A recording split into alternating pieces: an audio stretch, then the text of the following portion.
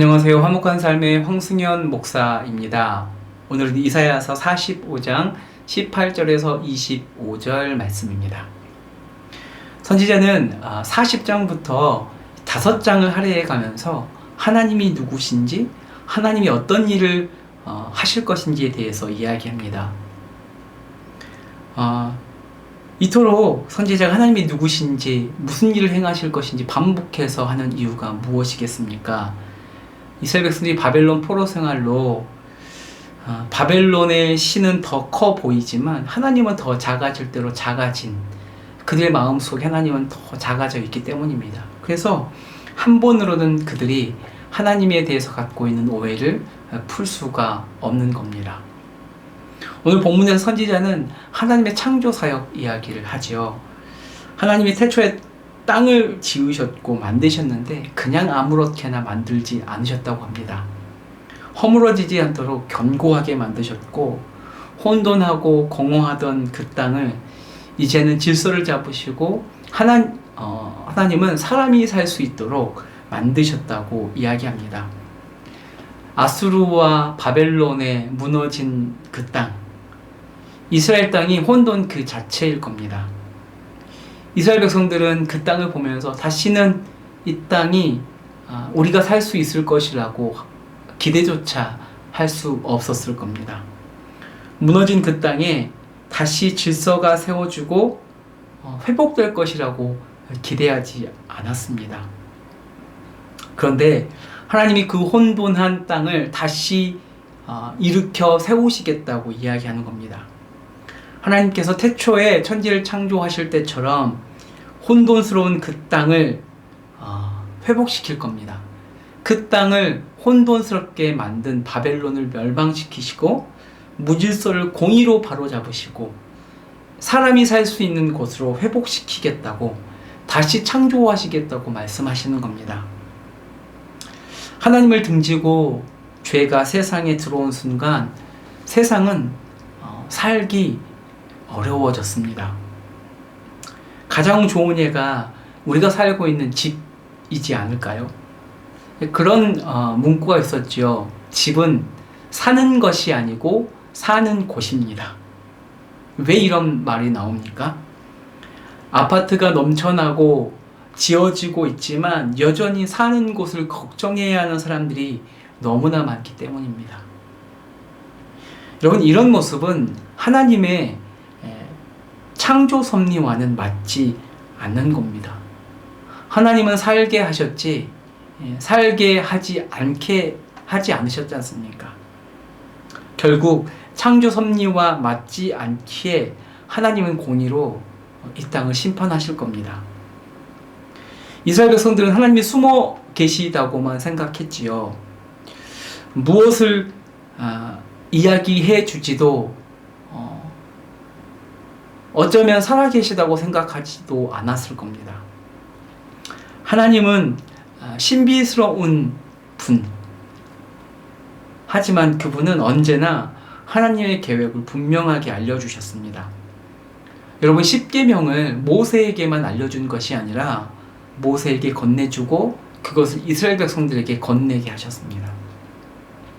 여러분, 이스라엘 멸망도 하나님이 아무 말도 하지 않은 것이 아니시죠. 수많은 선지자들을 보내셨습니다. 하나님의 의를 공개적으로 선포했지만 그들이 듣지 않았을 겁니다. 이런 경우죠. 나는 분명히 그 문제에 대해서 말했는데, 그런데 당일이 돼서 갑자기 그 사람이 내가 말을 한 적이 없다고 하는 겁니다. 얼마나 당황스럽겠습니까? 자기가 구할 것만 구하고 하나님의 소리를 듣지 않았기 때문이지요. 이제 오늘 본문은 하나님의 시선이 이스라엘에서 열방으로 향합니다. 20절을 보면 열방에서 피난한 자들이라는 말이 나오지요. 열방에서 피난한 자들을 모으십니다. 이 사람들은 바벨론이 멸망할 때에 살아남은 이방인들입니다. 그런데 여전히 그들은 자신들이 만든 나무 우상을 가지고 다니면서 구원하지도 못하는 그 신에게 여전히 기도하고 있고 무지한 삶을 살아갑니다. 바벨론이 멸망할 때에 그 우상들이 자신들을 구해주었다고 믿고 있기 때문입니다. 21절을 보면 하나님이 따지시죠. 바사, 페르시아의 고레스 왕의 등장을 이전부터 알게 하신 이가 누구냐고 묻습니다. 자신들이 나무 쪼가리로 만든 우상이 미래에 대하여 어떤 말도 해주지 않았음을 여전히 그 나무 쪼가리를 섬기는 그 사람들을 향하여서 이제 하나님은 긍휼의 팔을 벌리십니다. 열방을 향하여서 공의를 행하고 구원을 베푸십니다. 그 나무 우상을 버리고 하나님께 나아오는 모든 자들을 하나님은 구원하시겠다고 이야기하십니다.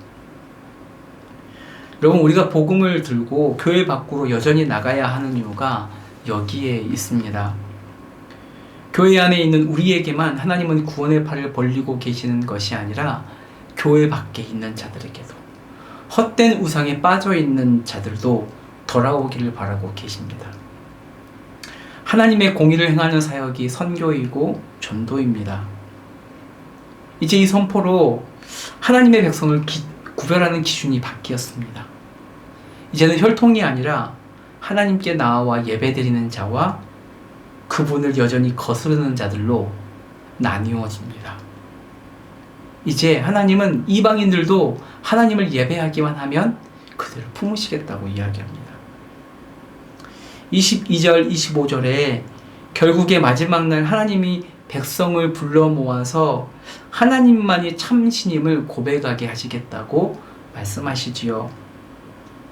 그분은 자신을 두고 맹세하신 그 말씀을 이루어서 그분의 공의와 힘을 나타내시고 그분 앞에 모든 무릎이 꿇어 경배하게 할 겁니다. 결국 여러분, 마지막 날 하나님이 그렇게 하실 것을 믿는 믿음을 갖고 있는 자는 여호와로 인하여서 의롭다고 인정받고 또 그것을 자랑하겠지만, 그렇지 않은 자는 부끄러움을 당할 것이라고 이야기합니다. 여러분, 우리는 어떤 상황에서든지, 우리가 가난하든지 부요하든지 어렵든지 어렵지 않든지, 어떤 상황에서든 하나님의 말씀이 실제가 될 것을 믿는 자들입니다. 여러분의 삶이 어렵습니까? 그래도 그분을 바라보십시오. 여러분들의 삶이 부요함이 넘쳐나십니까? 그래도 창조와 역사의 주인이신 그분을 바라보십시오. 보이지 않아도 그분의 말씀을 분명히 이루어 가십니다. 기도하겠습니다. 하나님, 이스라엘 백성들은 하나님의 그 실제하심을 믿지 못합니다. 여전히 바벨론의 신이 더 커 보이기만 합니다. 그런데 선지자는 계속해서 그들을 향하여서 하나님이 누구신지 이야기합니다. 이제는 이방인들을 불러다가 말씀하십니다.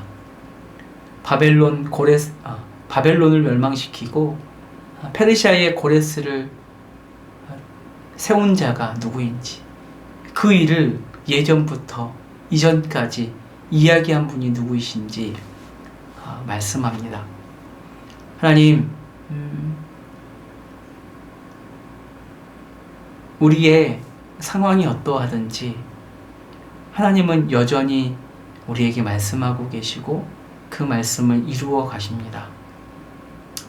말씀이 실제가 되게 하시는 그 하나님을 믿고 따라가게 하여 주시고, 마지막 날 그 믿음으로 인하여 의롭다함을 잊고 구원을 자랑할 수 있는 우리가 될 수 있도록 믿음에서 떠나지 않도록 인도하여 주십시오. 감사합니다. 예수님의 이름으로 기도드립니다. 아멘.